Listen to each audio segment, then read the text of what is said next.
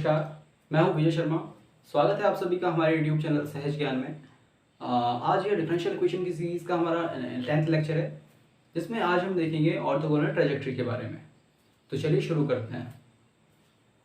Orthogonal trajectory क्या होती है, उसको देखने से पहले हम सबसे पहले देखेंगे कि ट्रेजेक्ट्री क्या होती है। Trajectory, a curve which curves every member of given family of curves is called trajectory of the family of the curves। यानी कि एक ऐसा कर्व जो कि कट करता है every family of the given family of curves. मतलब हमें कोई कर्व की इक्वेशन गिवन है, उससे हम बहुत सारे कर्व्स फाइंड कर सकते हैं, उसमें अलग अलग वैल्यूज पुट करके। तो वो जो अलग अलग वैल्यूज पुट करके जो कर्व्स आएंगे वो उसकी फैमिली हुई उस कर्व की। जैसे कि हमें कोई कर्व गिवन है, अ फैमिली ऑफ कर्व।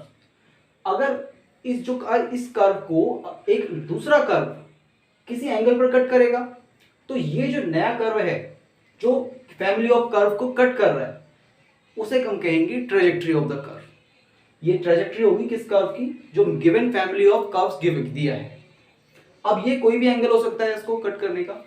तो सबसे पहले हमने देखा ट्रेजेक्ट्री क्या होती है कि आकार विच cuts every member of given family of curves is called trajectory of the family of curves. अब इसी को हम एग्जांपल से देखते हैं। जैसे हमने एक एग्जांपल लिया है सर्कल की इक्वेशन x² + y² = a²। यहां पर इसका जो सेंटर है 0,0 है, सेंटर 0,0 ओरिजिन पर है। x² + y² = a²। तो x² + y² = a² में हम इसकी जो फैमिली ऑफ द कर्व्स क्या होगा, मतलब इससे बहुत सारे सर्कल्स बना सकते हैं हम। सेंटर जिसका ऐसा सर्कल जिसका सेंटर ओरिजिन हो, तो ऐसे बहुत सारे सर्कल बन सकते हैं। जैसे आपने देखा छोटा फिर बड़ा, तो बहुत सारे सर्कल। ये हो गए सर्कल का फैमिली ऑफ द कर्व्स। मतलब तो हमने देखा ये हो गया x² + y² + a²। तो ये सारे सर्कल्स इसके फैमिली ऑफ द कर्व्स हैं। अब हमने एक लाइन लेट की कि हमने y = x एक इक्वेशन लेट की है, जो कि y = mx की फॉर्म में होती है। यहाँ पर m = 1 है, तो y = x कहाँ से जाती है, बिल्कुल स्ट्रेट ओरिजिन से पास होती है। तो हमने देखा y = x इसके सभी के सभी सर्कल्स को कट करते हुए जा रही है। यानी कि x² + y² = a²। इसके जितने भी गिवन फैमिली ऑफ कर्व्स थे, इसके जितने भी फैमिली ऑफ कर्व्स हैं, जितने भी बन सकते हैं, यहाँ पर इनफाइनाइट बन सकते हैं, तो इन सभी को कट करते हुए जा रही है। तो ये क्या हुई है, ट्रेजेक्ट्री। y = x जो x² + y² = a² के लिए क्या है, ट्रेजेक्ट्री। तो ये हुआ, ये तो हुई ट्रेजेक्ट्री। अब ये क्या है, गिवन फैमिली ऑफ कर्व। तो ट्रेजेक्ट्री हमने देखा।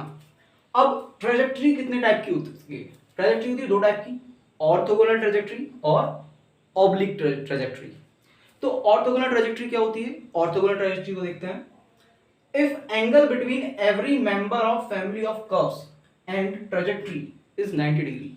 यानी कि जो हमें गिवन कर्व होगा, उसके जितने भी member of family of curves की जो इक्वेशन होगी वो, और जो हमने ट्रेजेक्ट्री निकाली है, उन दोनों के बीच का जो एंगल अगर 90 डिग्री होगा, यानी कि यहाँ पर जो ये कर्व था और ये हमने ट्रेजेक्ट्री जो बनाई, अगर ये एंगल दोनों एक दूसरे को 90 डिग्री पर कट करते हैं, तो उस ट्रेजेक्ट्री को कहेंगे हम ऑर्थोगोनल ट्रेजेक्ट्री। और अगर जो एंगल होगा, if the angle between every member of family of curves and trajectory is not 90, then it is called oblique trajectory. जैसे कि एग्जांपल में देखते हैं हम। यहाँ पर हमने एक एग्जांपल लिया था सर्कल का, सर्कल की फैमिली ऑफ कर्व्स। तो सर्कल को कट किया था हमने y = x से। तो y = x जो है, इसको हर किसी को 90 डिग्री पर कट करते हुए गई। तो ये क्या कट करेगी, सारे फैमिली ऑफ कर्व्स को जो है 90 डिग्री पर कट करती है। तो देन जो ये y = x जो है, इसकी x² + y² = a², इसके लिए एक ऑर्थोगोनल ट्रेजेक्ट्री की तरफ एम करेगी। तो ये क्या हो जाएगी, ऑर्थोगोनल ट्रेजेक्ट्री होगी इसकी। इसी टाइप से अगर एंगल जो है 90 डिग्री नहीं होता है, तो देन क्या होगा, ऑब्लिक ट्रेजेक्ट्री। अब हम देखेंगे किसी गिवन फैमिली ऑफ कर्व्स के लिए जो ऑर्थोगोनल ट्रेजेक्ट्री है कैसे फाइंड करेंगे, उसको फाइंड करने का क्या मेथड है। अब हम देखेंगे determination of orthogonal trajectory in Cartesian coordinate system. कि कार्टेशियन कोऑर्डिनेट सिस्टम में हम जो है ऑर्थोगोनल ट्रेजेक्ट्री कैसे फाइंड करते हैं किसी भी गिवन फैमिली ऑफ कर्व की। तो देखते हैं, हमें गिवन होगी सबसे पहले गिवन फैमिली ऑफ कर्व्स की इक्वेशन। जैसे कि यहाँ पर गिवन है, let equation of given family of curves is function of f x y comma c, f x y equal to c comma 0, ये हमारे कर्व की इक्वेशन है। सबसे पहले इस कर्व की इक्वेशन में सी को एलिमिनेट करना है और इसकी डिफरेंशियल इक्वेशन फॉर्म करनी है। सी को एलिमिनेट करेंगे dy ओवर dx से, मतलब इसकी हमें डिफरेंशियल इक्वेशन फाइंड करनी है सी को एलिमिनेट करके। तो डिफरेंशियल इक्वेशन फॉर्म आ जाएगी, फंक्शन ऑफ एक्स वाई और dy ओवर dx की फॉर्म में होगी वो इक्वेशन। उसके बाद उस डिफरेंशियल इक्वेशन में हमें रिप्लेस करना है dy ओवर dx को माइनस के dx अपॉन dy से, dy ओवर dx को माइनस के dx अपॉन dy से। तो जो कि इक्वेशन इस इक्वेशन में रिप्लेस करेंगे dy ओवर dx को। तो ये इक्वेशन किस फॉर्म में हो जाएगी differential equation, x, y, minus के dx अपॉन dy। अब हम यहाँ dy ओवर dx को माइनस के dx अपॉन dy से ही क्यों रिप्लेस कर रहे हैं, क्योंकि हम जानते हैं हम क्या फाइंड कर रहे हैं, ऑर्थोगोनल ट्रेजेक्टरी। और ऑर्थोगोनल ट्रेजेक्टरी में जो फैमिली ऑफ कर्व्स होता है, हमने देखा था जो एक फैमिली ऑफ कर्व था और एक ट्रेजेक्टरी थी, इन दोनों के बीच का जो एंगल होता है वो 90 डिग्री होता है। तो हमने लाइंस में पढ़ा होता है, लाइंस में पढ़ते हैं कि अगर जब भी दो कर्व आपस में एक दूसरे को 90 डिग्री पे कट करते हैं तो इन दोनों का जो स्लोप होता है, मान लिया इसका स्लोप m1 है, इसका स्लोप m2 है, तो उन दोनों का स्लोप का मल्टीप्लिकेशन जो होता है -1 होता है। तो जब भी दो लाइंस या दो कर्व उन दोनों का भी एंगल 90 डिग्री होता है, तो m1 m2 is equal to -1 और m इज इक्वल टू जो स्लोप की इक्वेशन होती है, जो स्लोप होता है उसे हम ये भी कहते हैं कि m is equal to minus के dy ओवर dx। इसका dy ओवर dx निकालेंगे और इसका dy ओवर dx निकालेंगे तो दोनों का मल्टीप्लिकेशन -1 हो जाएगा। तो हम जैसे देखते हैं इसमें dy ओवर dx इनटू इसके लिए dy over dx is equal to -1। तो यहाँ से dy ओवर dx की एक को यहाँ रहते हैं, एक को दूर ले जाएंगे तो ये हो जाएगा dy over dx is equal to minus के 1 अपॉन dy ओवर dx, और ये dx अपॉन ऊपर जाएगा तो ये हो जाएगा माइनस के dx अपॉन dy। इसीलिए हम dy ओवर dx की जगह माइनस के dx अपॉन dy पुट करते हैं ऑर्थोगोनल ट्रेजेक्टरी फाइंड करने के लिए। तो सबसे पहले तो हमें जो dx अपॉन dy की वैल्यू माइनस के dx upon dy over dx की वैल्यू माइनस के dx अपॉन dy पुट करने से हमें जो सबसे पहले मिलेगी डिफरेंशियल इक्वेशन, जो कि ऑर्थोगोनल ट्रेजेक्टरी के डिफरेंशियल इक्वेशन होगी। अब उस जो डिफरेंशियल इक्वेशन को स्टेप थर्ड, इसमें हम क्या करेंगे, उसको जो डिफरेंशियल इक्वेशन मिली है ये रिप्लेस करने से उसको हम सॉल्व करेंगे, और सॉल्व करने के बाद जो इक्वेशन मिलेगी वो होगी फैमिली ऑफ ऑर्थोगोनल ट्रेजेक्टरीज। तो ये हमारा मेथड है। अब हम इसको ऑर्थोगोनल ट्रेजेक्टरी के लिए कुछ क्वेश्चंस करते हैं, जिसको क्वेश्चन की हेल्प से देखते हैं। अब हम इसका फर्स्ट क्वेश्चन देखते हैं। तो फर्स्ट क्वेश्चन है x² + y² = ax where a is a parameter। तो ये गिवन फैमिली ऑफ कर्व है, इस कर्व का ऑर्थोगोनल ट्रेजेक्टरी फाइंड करनी है।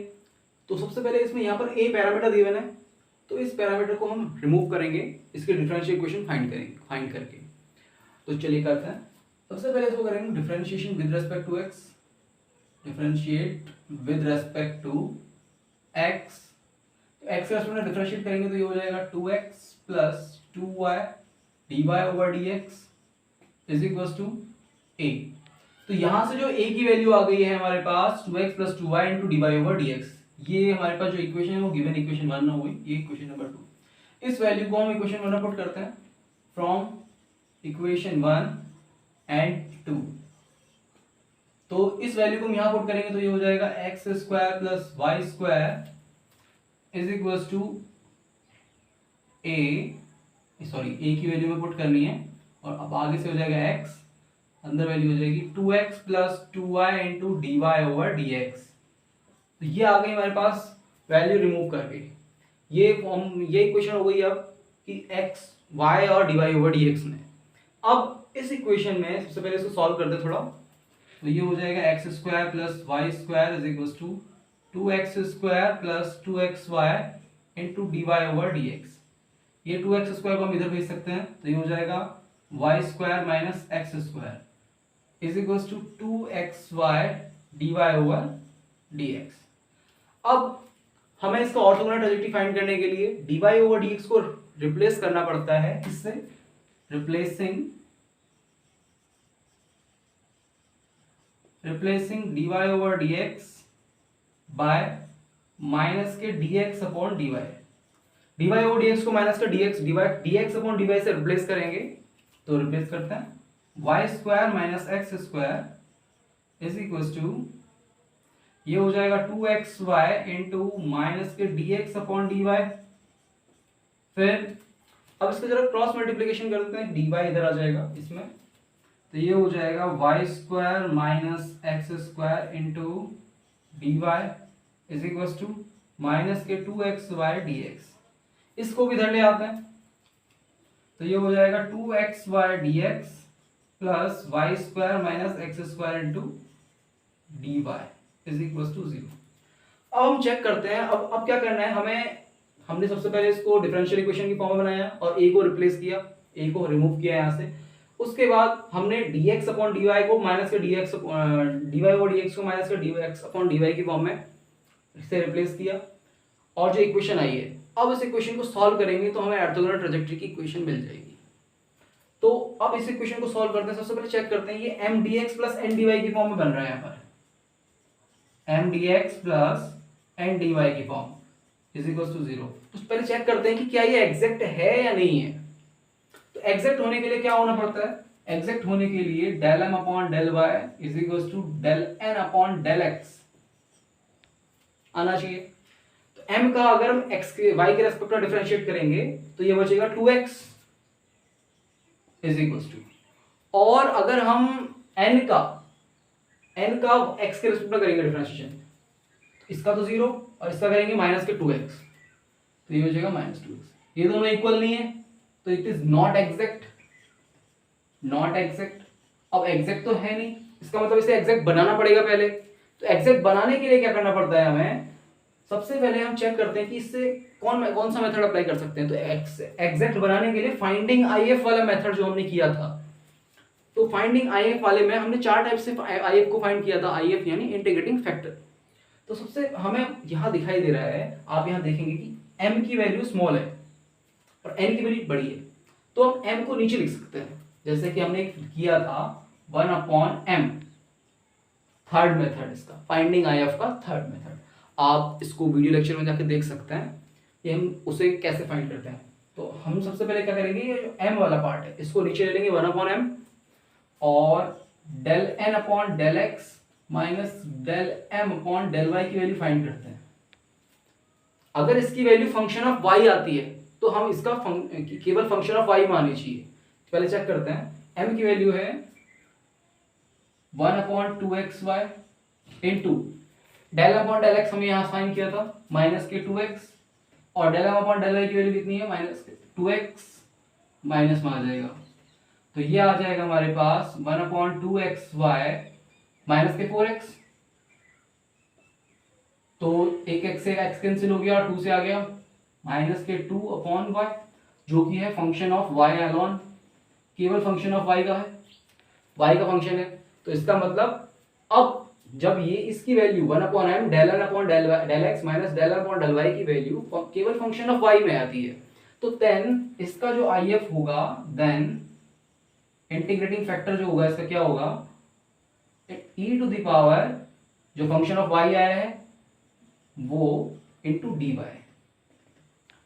अब इसमें माइनस के 2 को आगे ले लेंगे और माइनस के 2 को आगे ले लेंगे तो 1/y का क्या होगा log y, तो ये हो जाएगा e to the power -2 log y, और -2 ऊपर चला जाएगा क्योंकि log की प्रॉपर्टी होती है log m अपॉन m की पावर n, क्या हो जाएगा n log m, ये होती है log की प्रॉपर्टी। तो ये पीछे भेज सकते हैं इसको हम, तो ये हो जाएगा e to the power log y की पावर -2, तो log से e कैंसिल और ये हो जाएगा 1/y²। तो यहां से हमारा इंटीग्रेटिंग फैक्टर आया है 1/y²।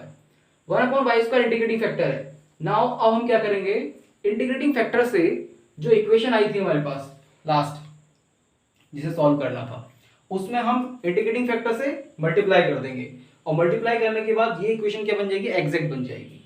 तो करते हैं, ये हो जाएगा अगर x 1/y² से डिवाइड करेंगे इसमें, तो ये बन जाएगा हमारे पास 2x अपॉन y dx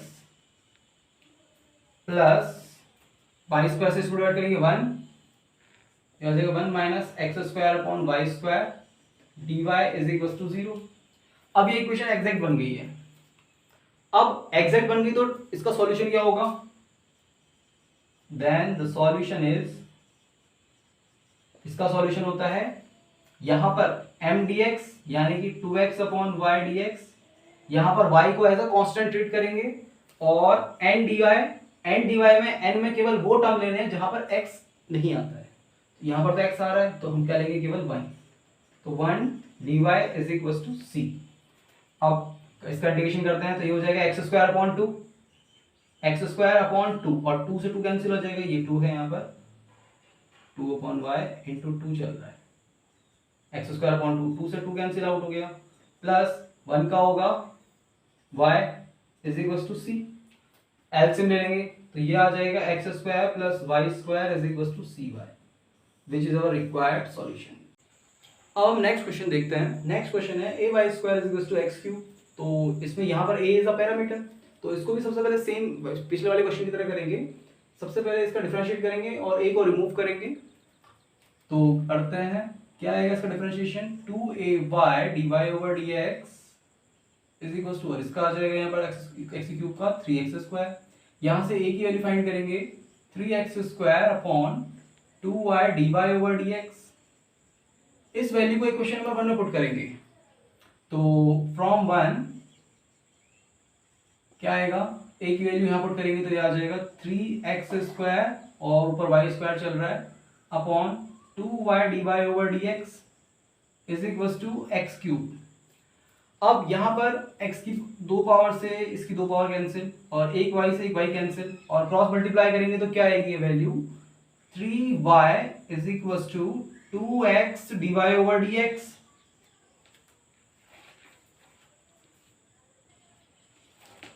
और इसके बाद जो होगा यहाँ से dx ये आ जाएगा 3y is equal to 2x dy over dx। अब हम इसके बाद इसको dy ओवर dx को रिप्लेस करेंगे यहाँ पर माइनस के dx अपॉन dy से, तो dy ओवर dx को रिप्लेस करते हैं माइनस के dx अपॉन dy से, क्या आएगा इसको यहाँ रिप्लेस करते हैं तो ये आएगा 3y is equal to 2x minus के dx अपॉन dy। अब इसको क्रॉस मल्टीप्लाई करते हैं जरा तो ये आ जाएगा 3y dy is equal to minus के 2x dx को भी लेफ्ट साइड में ले आएंगे तो ये आ जाएगी equation 2x dx plus 3y dy is equal to 0 on integrating both sides. तो इंटीग्रेशन करेंगे तो क्या आ जाएगा इसका, ये आ जाएगा 2x dx plus integration 3y dy is equal to c। इसका इंटीग्रेशन करेंगे आ जाएगा 2x स्क्वायर अपॉन 2 और इसका आ जाएगा 3y square upon 2 is equal to c। 2 common लेके राइट साइड में भेज देंगे तो 2x square plus 3y square is equal to 2c। इसको हम 2c को नया कांस्टेंट लेट कर सकते हैं 2x square plus 3y square is equal to c dash, which is our required solution. अब हमारा नेक्स्ट टॉपिक है self orthogonal family of curves. तो self orthogonal family of curves क्या होता है? A family of curves is said to be self orthogonal if the differential equation of the family of curves is same as the differential equation of orthogonal trajectories। यानी कि अगर कोई family of curves given है उसका हमने differential equation find किया, अगर self orthogonal की बात कर रहे हैं हम, तो अगर कोई भी डिफरेंशियल इक्वेशन कोई भी फैमिली ऑफ कर्व्स गिवन है उसमें हमने जो पैरामीटर्स हैं उनको रिमूव करके उसकी डिफरेंशियल इक्वेशन फाइंड की और इसका जो डिफरेंट अब फिर उसका जो ऑर्थोगोनल फाइंड किया और उसका उसमें जो है रिप्लेस किया हमने dy over dx is equal to minus के dy dx अपॉन dy। सबसे पहले हमने क्या करना है, जो फैमिली ऑफ कर्व गिवन होगा उसका पहले डिफरेंशियल इक्वेशन फाइंड करनी है, उस डिफरेंशियल इक्वेशन में dy ओवर dx की जगह माइनस के dx अपॉन dy फाइंड करना है, यानी कि ऑर्थोगोनल ट्रैजेक्टरी की डिफरेंशियल इक्वेशन। फिर हम चेक करेंगे कि ऑर्थोगोनल ट्रैजेक्टरी की जो डिफरेंशियल इक्वेशन होगी और जो फैमिली ऑफ कर्व की डिफरेंशियल इक्वेशन होगी दोनों सेम आएंगी, यानी कि आपने जो कर्व निकाला उसकी differential equation dy over dx के टर्म में और उस dy ओवर dx को रिप्लेस करने के को माइनस के dx अपॉन dy से रिप्लेस करने के बाद जो इक्वेशन आएगी दोनों इक्वेशन सेम होंगी, तो देन तब हम कहेंगे कि ये जो और फैमिली ऑफ कर्व्स है सेल्फ ऑर्थोगोनल है। ठीक है, तो ये हमारे सेल्फ ऑर्थोगोनल हो गया। अब इसको हम किसी क्वेश्चन की हेल्प से देखते हैं, तो क्वेश्चन देखते हैं इसका हम। तो क्वेश्चन है y square is equal to 4a into X plus A. तो सबसे पहले इसमें हम a को रिमूव करेंगे और इसकी डिफरेंशियल इक्वेशन फाइंड करेंगे। इस फैमिली ऑफ कर्व्स की। ये पैराबोला की इक्वेशन है।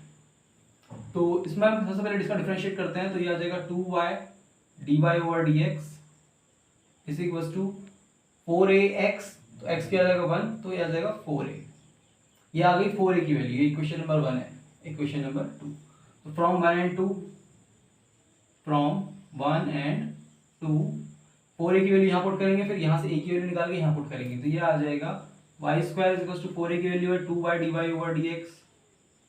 dy over dx into x plus a की वैल्यू कितनी है 1/2, मतलब ये हो जाएगा y/2 dy over dx, y/2 dy over dx। यहां से जरा इसकी मल्टीप्लाई करके सॉल्व करते हैं थोड़ा सा, तो ये आ जाएगा y square is equal to 2y,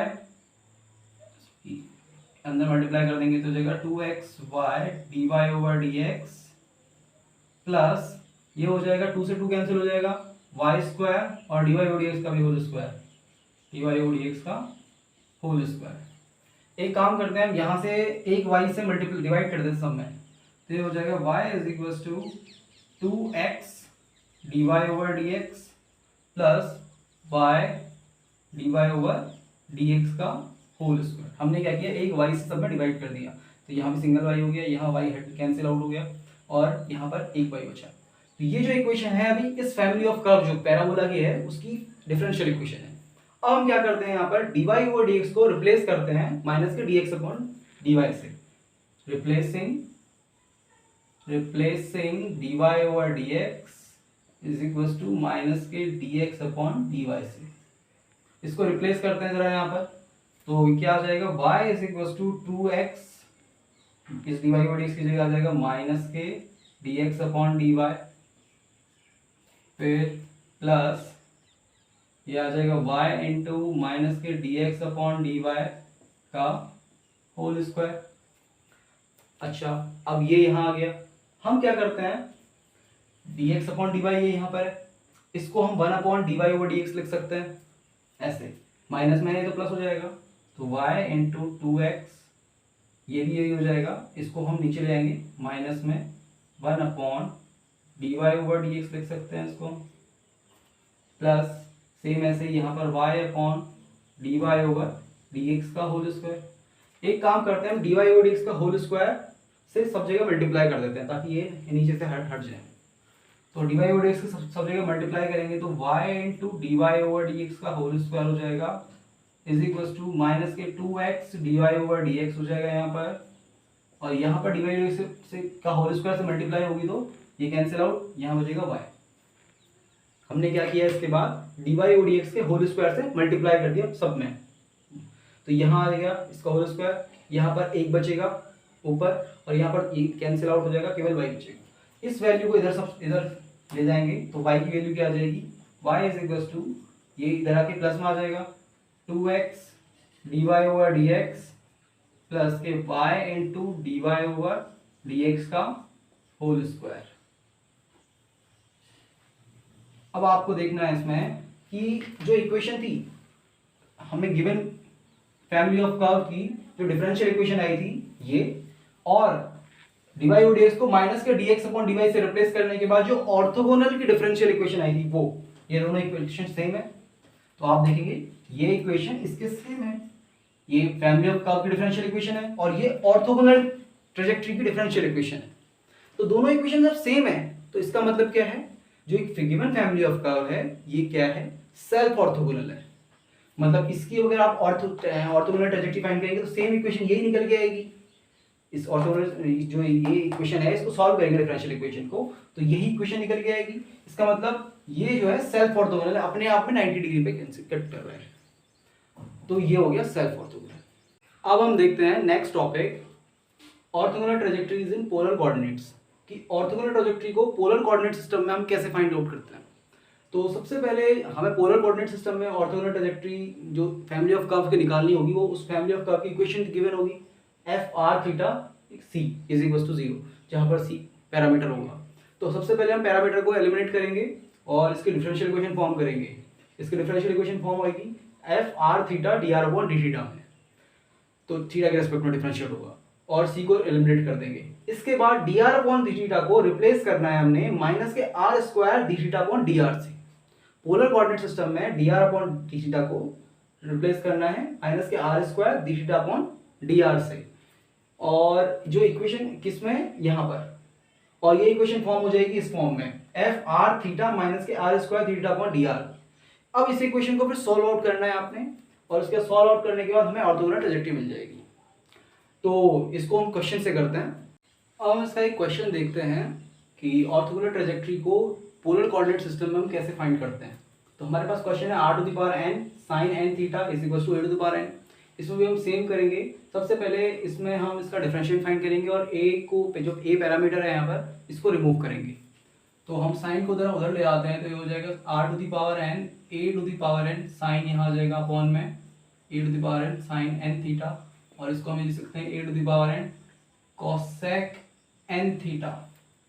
अब इसका डिफरेंशिएट करते हैं थीटा के रेस्पेक्ट में, तो ये हो जाएगा n r to the power n minus one d are upon D theta is equal to, ये a to the power n ऐसे ही रहेगा। cos थीटा का क्या होता है डिफरेंशिएशन, माइनस के cosec theta, sorry cosec theta का माइनस के cosec theta into cot theta, तो ये आ जाएगा minus cosec theta into cot theta, और n थीटा को दोबारा करेंगे तो n आ जाएगा आगे।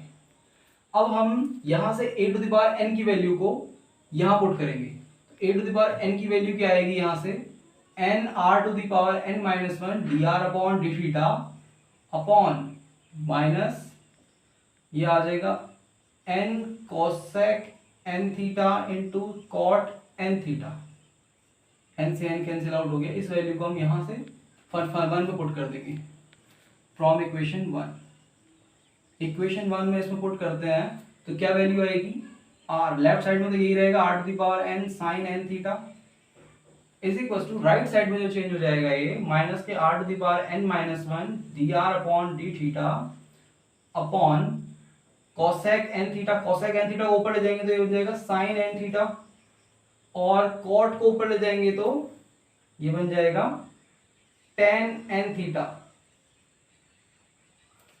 अच्छा, अब r to the power n इसको हम ऐसे लिख सकते हैं माइनस के r to the power n upon r d are upon D theta, यहाँ से sine n theta cancel out हो गया, बचा टेन n थीटा, और आगे से बचा है r to the power n, r to the power n से भी r to the power n cancel हो गया, यहाँ बचा केवल वन। तो ये r इधर आ जाएगा, ये आ जाएगा r is equal to minus K D are upon D theta tan N theta. अब हम यहाँ पर इसको किससे रिप्लेस करेंगे, यहाँ पर हम करते हैं d are upon D theta को रिप्लेस करते हैं माइनस के r square d theta upon d r से, तो इसकी वैल्यू हम यहाँ पुट करते हैं, तो ये आ जाएगा आगे से r square is equal to minus के आर स्क्वायर, सॉरी ये आर है, r square d theta upon d r, एक माइनस यहाँ चल रहा है और एक माइनस यहाँ से आया तो ये प्लस हो जाएगा total, is into tan N theta. अब ये जो गया, अब आर स्क्वायर को अपन भेजते तो ये आ जाएगा वन अपॉन आर, और यहाँ से डी आर भेजेंगे इधर, is equal to d theta into tan N theta. अब इसको भी इधर ले आएंगे तो ये आ जाएगा D are upon R minus K tan N theta into D theta is equal to zero. अब दोनों साइड का इंटीग्रेशन करेंगे ऑन इंटीग्रेटिंग बोथ साइड्स, तो डी आर अपॉन आर मतलब वन अपॉन आर का क्या हो जाएगा log R minus tan X का, टेन एक्स का इंटीग्रेशन कितना होता है लॉग सेक एक्स, बट यहाँ माइनस आ रहा है तो इसीलिए माइनस में होता है log cos x, ten X का होता है लॉग सेक एक्स, और सेक को अगर आप ऐसे लिख देंगे कॉस की पावर कॉस एक्स की होल पावर माइनस वन, तो माइनस वन आगे आ जाएगा, तो ये आ जाएगा माइनस के लॉग कॉस एक्स, तो माइनस माइनस क्या हो जाएगा, ये आ जाएगा माइनस के log cos x n theta, और एन थीटा का दोबारा डिफरेंशिएशन होगा नीचे, तो ये आ जाएगा n is equal to c. ये माइनस माइनस प्लस हो गया, एन यहाँ से एन का जो है आप करेंगे एलसीएम लेंगे और एन को उधर भेज देंगे, तो ये आ जाएगा C log sorry N log R minus minus plus हो गया log cos N theta is equal to C N. यहाँ से पावर ये पावर में आ जाएगा, तो ये आ जाएगा log r to the power n और ये वाला भी मल्टीप्लीकेशन में आ जाएगा, log cos n theta is equal to C n, ये लॉग हो रहा है ई में कन्वर्ट हो जाएगा, तो r to the power n into cos N theta is equal to e to the power c n, ये से हम नया कांस्टेंट लेट कर सकते हैं, तो ये आ जाएगा हमारे पास r to the power n into cos N theta is equal to c dash, this is our required solution. ये हमारे पास इस कर्व के लिए ऑर्थोगोनल ट्रेजेक्टरी की क्वेश्चन आ गई है। हमारा अगला टॉपिक है finding oblique trajectory in Cartesian coordinate system. ये कार्टेशियन कोऑर्डिनेट सिस्टम में अभी तक हमने देखा था कि ऑर्थोगोनल ट्रेजेक्टरी हम कैसे फाइंड करते हैं, और ऑर्थोगोनल ट्रेजेक्टरी को फिर हमने पोलर कोऑर्डिनेट सिस्टम में देखा था। तो अब हम देखना है कि oblique trajectory Cartesian coordinate system में हम कैसे फाइंड करते हैं। तो इसका मेथड है कि सबसे पहले अगर हमें कोई इक्वेशन दी होगी family of curve, let the equation is the family of curve be f x y c, मतलब जो फंक्शन होगा वो एक्स वाई और सी का फंक्शन होगा। तो यहाँ पर हमें सी को एलिमिनेट करके इसकी जगह d Y over D x लाना है, यानी कि इससे हमें डिफरेंशियल इक्वेशन फॉर्म करनी है, उसमें सी को एलिमिनेट करेंगे। Form differential equation F x Y D Y over D X by eliminating C. फिर स्टेप 2, इसमें हम D Y over D X को रिप्लेस करते हैं p plus tan alpha upon one minus P tan alpha. यहाँ पर p का मतलब है D Y over D X, यानी कि D Y over D x plus tan alpha upon one minus D Y over D x into tan alpha, ये हमें d Y over D x की जगह पुट करना है। उसके बाद जो इक्वेशन होगी, जो बनी इक्वेशन आएगी, उसको हम सॉल्व करेंगे और हमें जो इक्वेशन जो मिलेगी, रिक्वायर्ड सॉल्यूशन मिलेगा, वो ऑब्लिक ट्रेजेक्टरी होगी, ऑब्लिक ट्रेजेक्टरी की इक्वेशन मिल जाएगी। तो ये इसका मेथड है। अब हम इसके बेस पर एक क्वेश्चन देखते हैं कि हम इसे क्वेश्चन से कैसे पकड़ेंगे। अब हम ऑब्लिक ट्रेजेक्टरी को एक क्वेश्चन से देखते हैं। क्वेश्चन क्या है, find 45 degree trajectories of the family of the curve x y equals to c where c is a parameter. यानी कि हमें क्या निकालनी है, x y equals to c जो फैमिली ऑफ कर्व है, इसकी ऑब्लिक ट्रेजेक्टरी फाइंड करनी है। हमें कैसे पता कि ऑब्लिक फाइंड करनी है, क्योंकि ऑर्थोगोनल ट्रेजेक्टरी जो होती है 90 डिग्री का एंगल फॉर्म करती है। यहाँ पर कितना डिग्री का एंगल फॉर्म हो रहा है, 45 डिग्री का एंगल, यानी कि ये कौन सी ट्रेजेक्टरी है, ऑब्लिक। तो अब सबसे पहले इसके लिए क्या करेंगे, हम डिफरेंशियल इक्वेशन फॉर्म करेंगे और जहाँ पर सी को एलिमिनेट करेंगे। तो सबसे पहले x y equals to c जो गिवन है हमारे पास इक्वेशन, इसकी डिफरेंशियल इक्वेशन फाइंड करते हैं। तो इसको डिफरेंशिएट करते हैं, एक्स ऐसे रहेगा d Y over D x हो जाएगा, टू फंक्शन लगेगा इसमें, प्लस वाई ऐसे रहेगा, एक्स का 1 हो जाएगा इज इक्वल्स टू 0। तो यहाँ से जो इक्वेशन आ गई हमारे पास, एक्स यहाँ से D Y over D x की वैल्यू कितनी आएगी हमारे पास, D Y over D x ये इसकी वैल्यू ऐसी रहने दो, हम इसी में रिप्लेस कर सकते हैं। अब वी नो दैट ये आ गई इसकी डिफरेंशियल इक्वेशन, कि हम यहाँ ऑब्लिक ट्रेजेक्टरी में डी वाई और डी एक्स की वैल्यू को किससे रिप्लेस करते हैं, इसमें हम रिप्लेस करेंगे, replacing D Y over D x is equal to, या replace D Y over D X by P plus tan alpha upon 1 minus P into tan alpha. हम यहाँ पर जो है इससे रिप्लेस करेंगे इसको,